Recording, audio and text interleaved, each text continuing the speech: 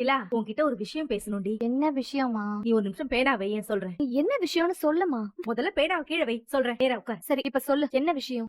இல்ல, நான் கேட்டா நீ உண்மையை சொல்வியான்னு தெரியும். உண்மையாவா? நீ அப்படி என்ன கேட்க போற? இல்லடி, அடிக்கடி நீ உங்க அண்ணன் கிட்ட ஏதோ சூசகமா பேசிட்டு இருக்கியே, அப்படி எனக்கு தெரியாம ஏதாவது ரகசியம் இருக்கா? அம்மா, உனக்கு தெரியாம என்னமா இருக்க போகுது? இல்ல, நீங்க ரெண்டு பேரும் பேசிக்கிறத பார்த்தா உங்க அண்ணனுக்கு யாரையோ புடிச்சிருக்கோன்னு மனசுல தோணுது. அந்த மாதிரி ஏதாவது இருக்கா? அப்படியெல்லாம் ஒண்ணுமே இல்லம்மா. நான் சும்மா அண்ணனை விளையாட்டுக்கு ஓட்டிட்டு இருப்பேன்.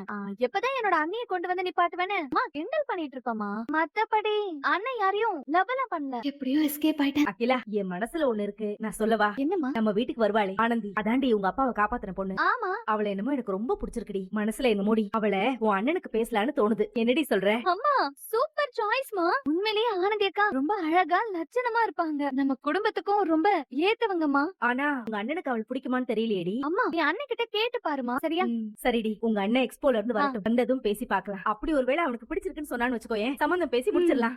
யார் கூட சம்பந்தம் பேச போறீங்க? அவ கூட ஏண்டி வம்புக்கு போற? நீ சும்மா இருமா. நல்ல காரியம் பேசிட்டு இருக்கிறப்ப உள்ள வந்துகிட்டு அவங்க காதல விழுந்துச்சுன்னா அந்த காரியம் விளங்காமே போயிரும். நீ பேசாம